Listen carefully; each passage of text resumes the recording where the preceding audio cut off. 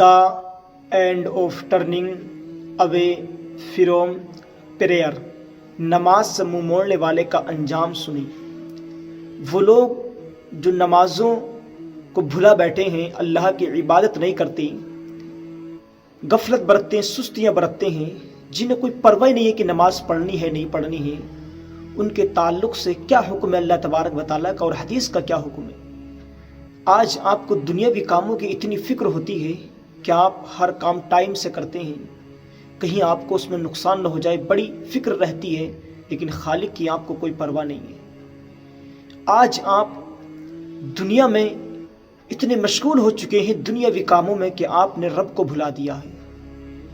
رب تبارک و تعالیٰ 5 مرتبہ اپنی طرف اپنے بندوں کو بلاتا ہے کہ بندو تمہارا حاجت روا میں ہوں، تمہاری ہر پریشانی کو دور کرنے والا میں ہوں کہ میرے دربار میں آئے، لیکن پھر بھی ہمارے کانوں تک آواز آتی ہے، اللہ اکبر کی صدائیں آتی ہیں، ہم پھر بھی غفلت برتتے ہیں۔ کیوں آج ہم پر اتنی پریشانی آتی ہیں؟ پھر کہتے ہیں کہ ہمیں بڑی پریشانیوں کا سامنا کرنا پڑتا۔ ایک مزدور 8 گھنٹے 10 گھنٹے 12 گھنٹے دھوپ میں کھڑے ہو کر کے مزدور کرنے کو تیار ہو جاتا ہے، لوگوں کی نوکریاں کرنے کو تیار ہو جاتا ہے، لیکن 5 منٹ رب کی بارگاہ میں آ کر کے پنکھے کی ہوا کے نیچے اور فرش پر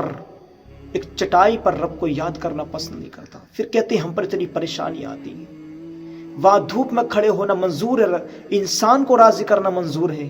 لیکن رب کو انسان راضی کرنے کے لیے تیار نہیں۔ کہتے ہیں کہ آج دنیا میں ہمارا کوئی پرسان حال نہیں ہے، کوئی ہماری حالتیں پوچھنے نہیں آتا۔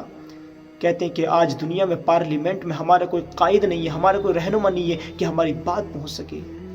وہاں کی تمہیں دنیا کی اتنی فکر ہے، لیکن جو پارلیمنٹ ہر گاؤں میں تمہارے موجود ہے، رب کی پارلیمنٹ جو رب کا گھر ہے، وہاں پر تمہاری خود کی سیٹ خالی ہے، تمہیں دوسروں کی سیٹ کی بڑی فکر ہوتی ہے۔ اللہ تعالیٰ قرآن مجید میں ارشاد فرماتا ہے، پارہ نمبر 30 صفحہ نمبر 877 پر، سورت نمبر 107 سورۃ الماعون مکیہ کے اندر، فویل للمصلین الذین هم عن صلاتهم ساہون۔ تو ان نمازیوں کی خرابی ہے جو اپنی نماز سے بھول بیٹھے ہیں، جو اپنی نمازوں کو بھلا بیٹھے ہیں، غفلت برتتے، سستیاں برتتے، ان کے لیے ہلاکت ہے۔ نمازوں کو ہی پڑھنے میں نمازی دیر کرتے ہیں، تبھی انصاف کرنے میں بھی قاضی دیر کرتے ہیں۔ نمازوں کو ہی پڑھنے میں نمازی دیر کرتے ہیں، تبھی انصاف کرنے میں بھی قاضی دیر کرتے ہیں، اور فرشتے رزق لاتے ہیں فجر میں اٹھنے والوں کا، فرشتے رزق لاتے ہیں فجر میں اٹھنے والوں کا، مگر صبح کو اٹھنے میں تو ہم ہی دیر کرتے ہیں۔ پھر کہتے ہیں ہمارے فیصلے نہیں ہوتے۔ جب ہم جو ہے نمازوں کو نہیں پڑھتے، فیصلے کہاں سے ہوں گے؟ قیامت کے دن سب سے پہلا سوال آپ سے ہی ہوگا، تو آپ کیا جواب دیں گے؟ علامہ ذہبی رحمۃ اللہ تعالیٰ علیہ کتاب الکبائر کے اندر صفحہ نمبر 33 پر فرماتے ہیں، امام التابعین سعید ابن مسیب رحمۃ اللہ تعالیٰ علیہ فرماتے ہیں کہ اگر بندے نے فجر کی نماز چھوڑ دی، سورج نکل آیا، اس کے بعد ظہر کی نماز چھوڑ دی، ظہر کا وقت نکل گیا، عصر کا وقت آ گیا، عصر کی نماز بھی چھوڑ دی، مغرب کا وقت آ گیا، مغرب کی نماز چھوڑ دی یہاں تک کہ عشاء کا وقت آ گیا، اور عشاء کی نماز چھوڑ دی یہاں تک کہ فجر کا وقت آ گیا، اور بندہ اگر اسی حال میں فوت ہو گیا، مر گیا، تو اللہ تبارک و تعالیٰ ان بندوں کو جہنم کے اندر جو مقام غے ہے اس کے اندر ڈالے گا، جس کا ذائقہ بہت زیادہ برا ہے۔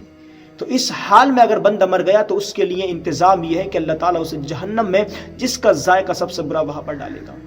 ایک اور حدیث شریف میں آتا، حضرت سعد ابن ابی وقاص رضی اللہ تعالیٰ عنہ فرماتے کہ میں نے نبی کریم صلی اللہ علیہ وسلم سے فرمایا، یا رسول اللہ، وہ لوگ جو نمازیں نہیں پڑھتے، سستی برتتے ہیں، ان کے تعلق سے کیا ہے؟ تو اللہ کے نبی نے ارشاد فرمایا، جو لوگ نمازوں میں سستی برتتے ہیں، جو لوگ وقت کو نکال کر کے نماز پڑھتے ہیں، وہ نمازی تو ہیں، لیکن اللہ تبارک و تعالیٰ نے ان کے لیے بھی عذاب کو تیار کر رکھا ہے، انہیں ویل سے ڈرایا ہے، اور ویل وہ دردناک عذاب ہے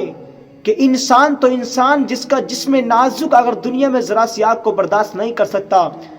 تو اللہ تبارک و تعالیٰ اس مقام ویل میں ان بے نمازیوں کو ڈالے گا، اور یہ وہ جگہ ہے کہ اگر اس میں دنیا کے پہاڑوں کو بھی چلایا جائے تو اس جہنم کی جو ویل ہے اس کی گرمی سے پگھل جائے تو انسان کے جسم کا کیا ہوگا؟ اس جگہ پر انسان کو ڈالا جائے گا۔ تو خدا کی قسم اللہ کے نبی شاہ فرماتے ہیں لیکن بندہ اگر اپنے گناہ پر شرمندہ ہو جائے، کوتاہی پر جو ہے شرمندہ ہو اور خدا سے معافی مانگے، رب کی بارگاہ میں توبہ کرے تو اللہ بخشنے والا، رحم کرنے والا ہے۔ خدا را نمازوں کو نہ چھوڑے۔